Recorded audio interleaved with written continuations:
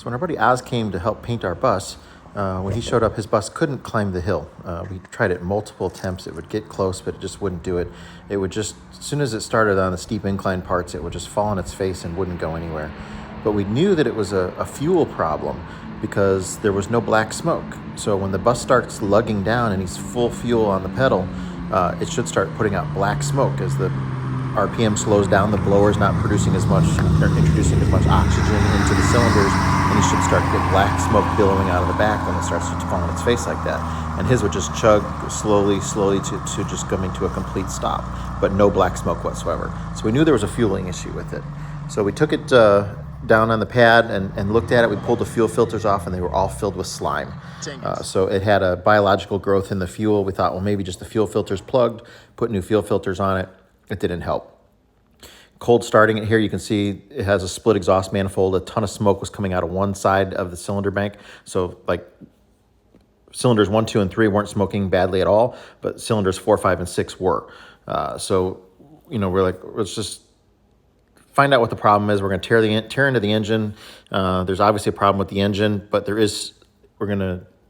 as we tore into the engine, we found all kinds of problems. With the head, one of the cylinders wasn't, the compression wasn't happening inside of the cylinder; it was leaking out. There was scoring on the piston, on the walls from the pistons. The combustion just wasn't as good in some of them. Bearings were bad and stuff. We did a full rebuild on it, but we still knew there was going to be a possibility that the fuel system still had something else going on with it. So now that we got it rebuilt, we got to figure out what's going on with the fuel system.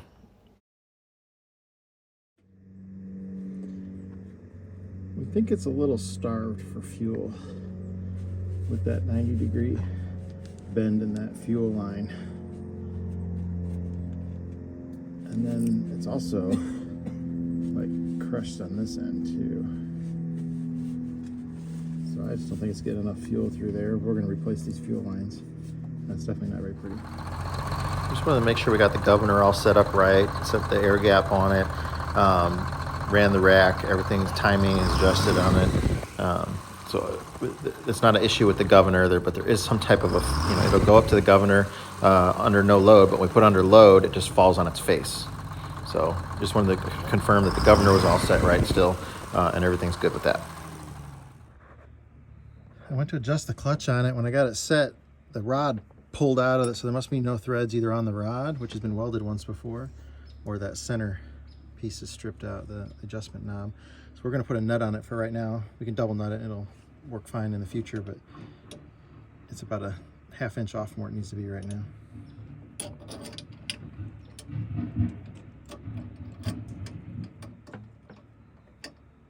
I thought this gauge was broken. It reads at like 15 PSI no matter if it's not running, the engine's off, and then when you start it, it stays about the same, and when we rev it up, it really doesn't go up at all. So I thought it was just broken.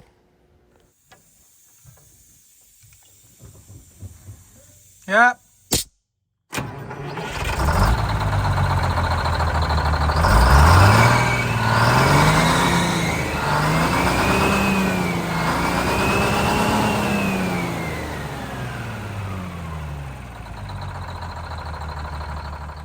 So on the exit of the head, there's supposed to be a restrictor fuel fitting, and I can't tell if this one's the restrictor or not unless I take it all the way out. It's shaped like the restrictor, and I assumed that that's what it was, but I never actually took it out and looked at it. So I'm going to do a test here by pinching off one of the return lines. They're a nylon line behind the bulkhead here, so I'm going to pinch it off and see if that gives us more fuel pressure.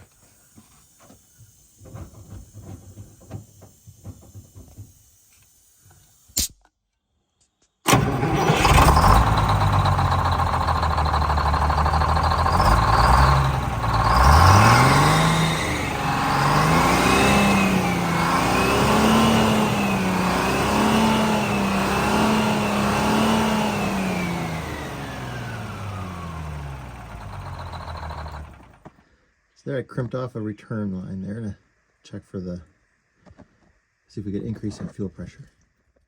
I didn't have it pinched all the way off. I just had it restricted a lot, and but that didn't solve the problem. It still falls on its face.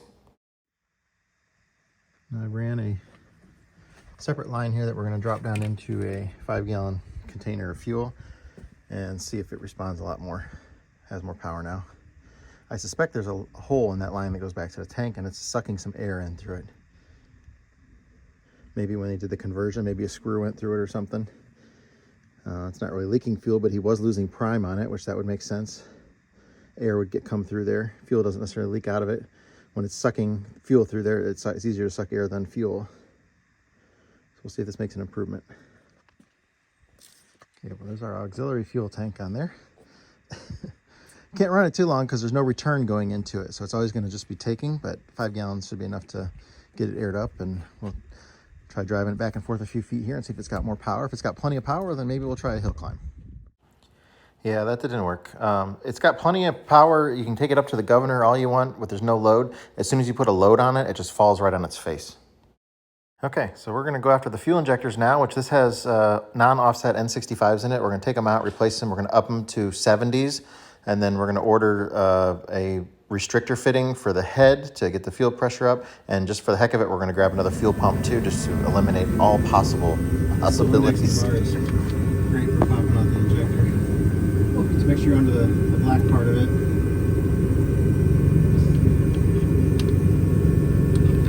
Towards the front is where it'll go under. There you go.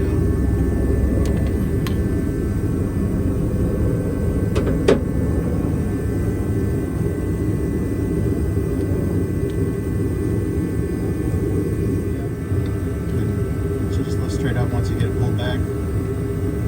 Push it in.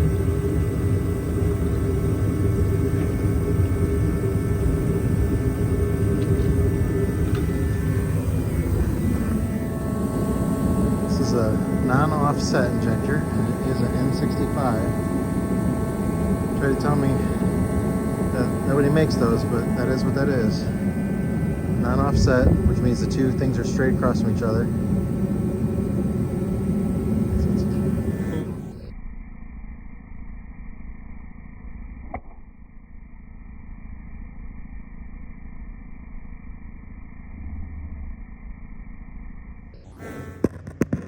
Kind of thinking that maybe that's all gunked up in there. That's the filter. It's kind of like steel wool inside the fuel injector. And I can definitely see some of that slime that was in the engine that's been growing in there. But let's take it out and see if we can get a good look at it. Let's see how discolored the one is. That's the in filter. There's definitely slime in it. So I'm hoping we just weren't able to flow as much fuel into the injector. This would have been the out one, and so even if some of it had come all the way through there.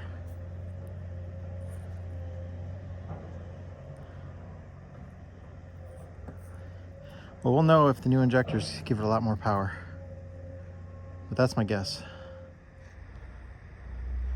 There's another one. You can see how gunky it is.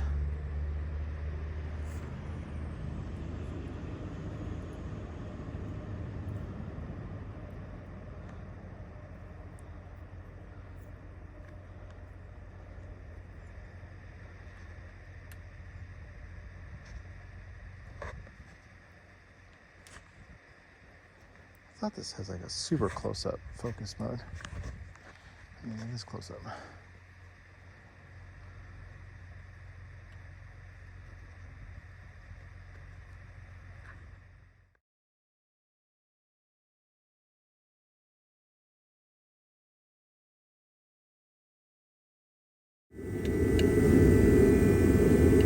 Restrictor fitting.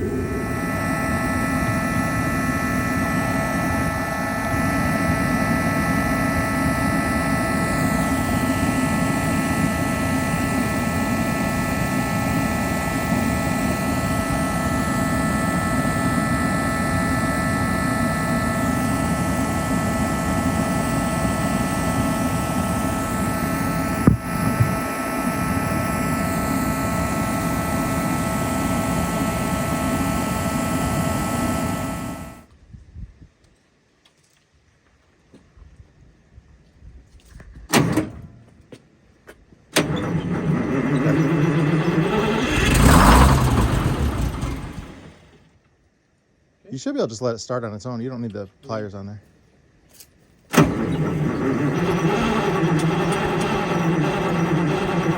Okay, hang on. Just just let it sit for a second. I mean, it was 20 degrees last night, so.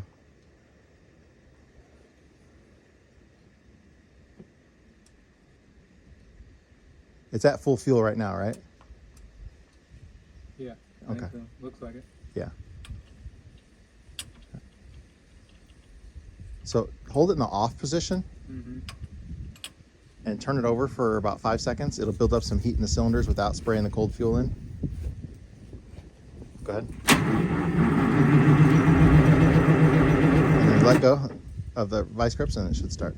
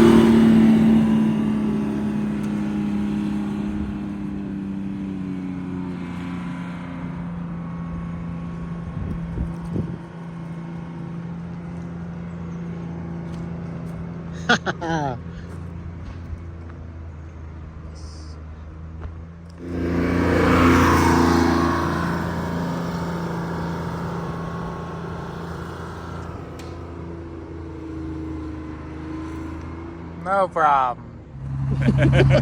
There's the Like smile. a boss. Plenty of power, right? Oh yeah. Oh yeah.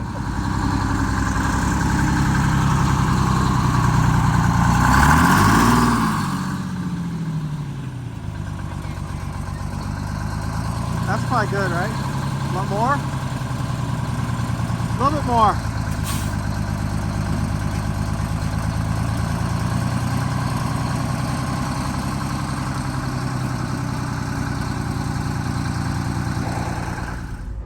Well, we're going to take it on about a 5-mile test run, just to leak check it and everything. And then if everything goes well when we get back, then we're going to go on a 50-mile trip.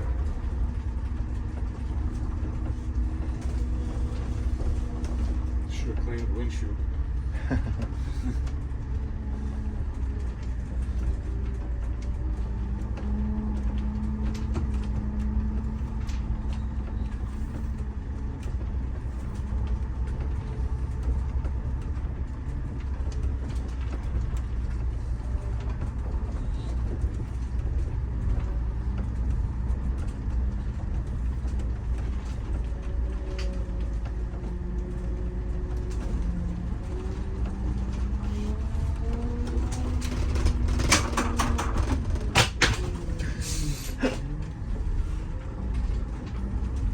It's a water bottle, I think. What was it? There's a water bottle on the ground. Oh.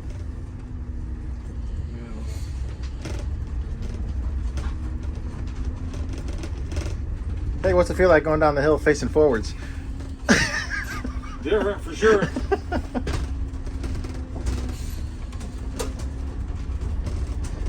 I'll have to open the gate for you. I'll have to stop and I'll get out and open the gate. Yeah. Okay.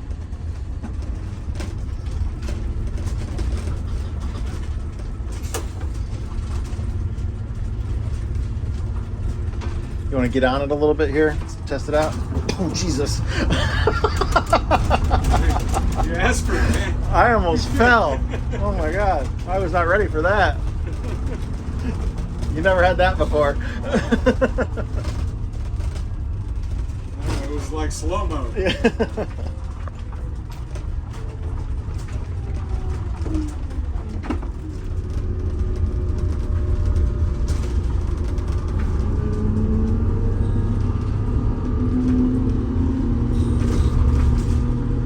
can't believe how much it's throwing me back in the seat when you gun it.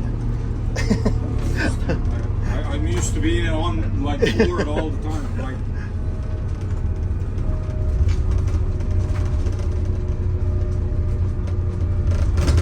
not that I've driven it a ton, but every time I've driven it, I'm always just, it's like a on-off switch. Yeah.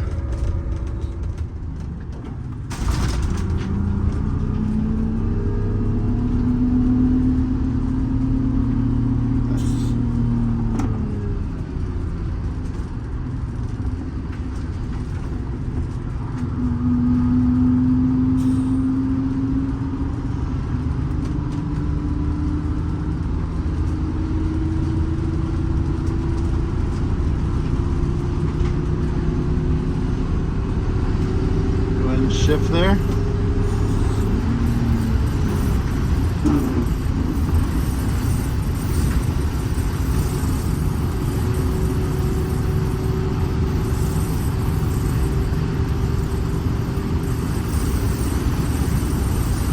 probably should even feel peppy now if you kind of.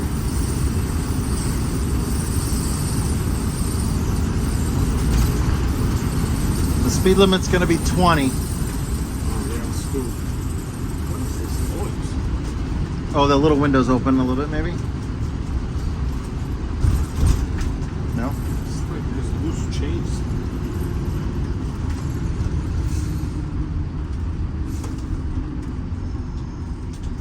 Right, yeah, go for third. You have a whole new clutch pedal to get used to now, too. So. Yeah, it's all different.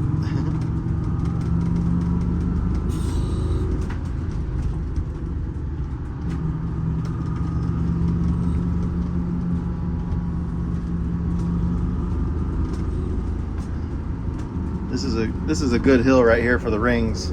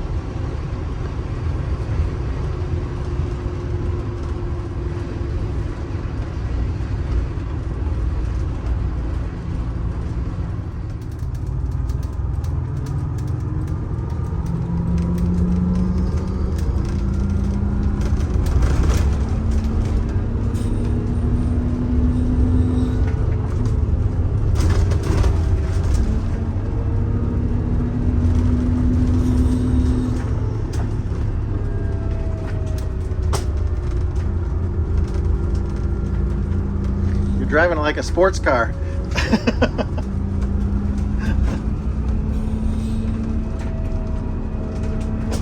Just to go, man.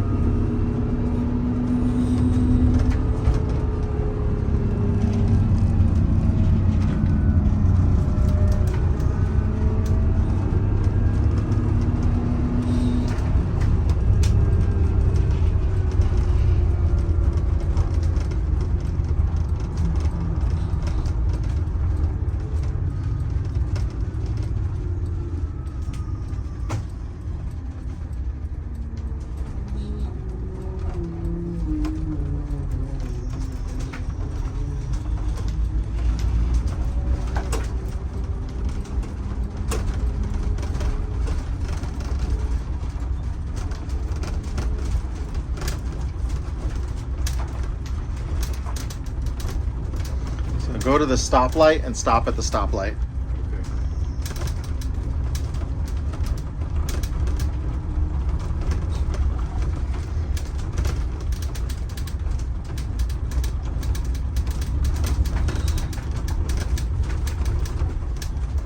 How's your engine temperature gauge doing? Good. 160. Okay.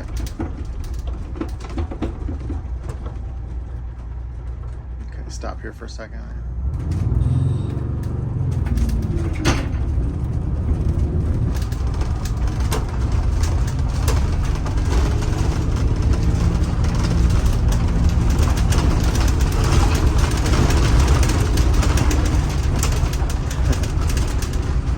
That's where it would have fallen on its face before. Yeah, you can feel the.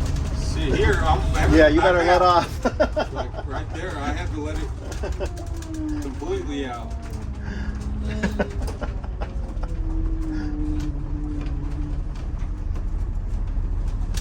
We're going to change the name of the bus. Yeah. Rocky.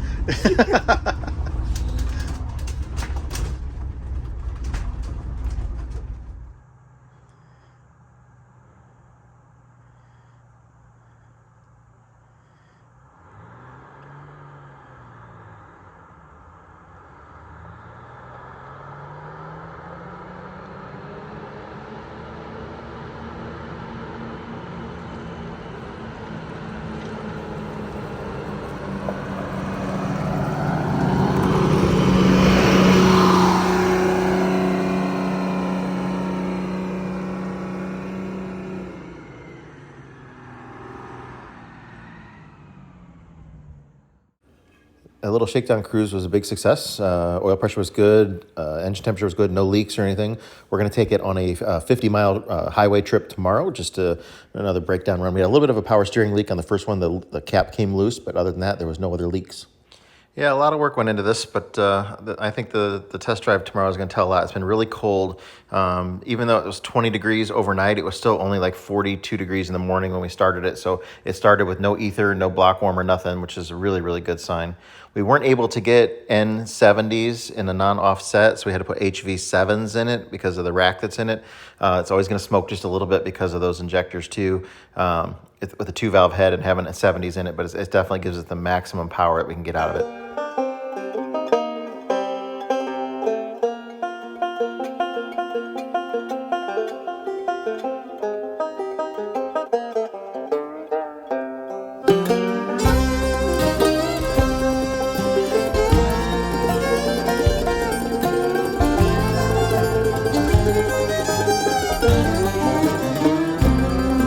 See that white smoke rising up the holler through the trees, and from a mile away you can hear them play as they climb that hill with ease.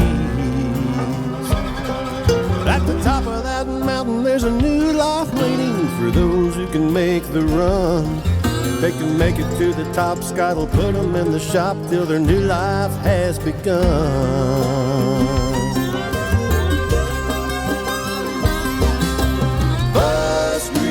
Mountain, where the buses come to run.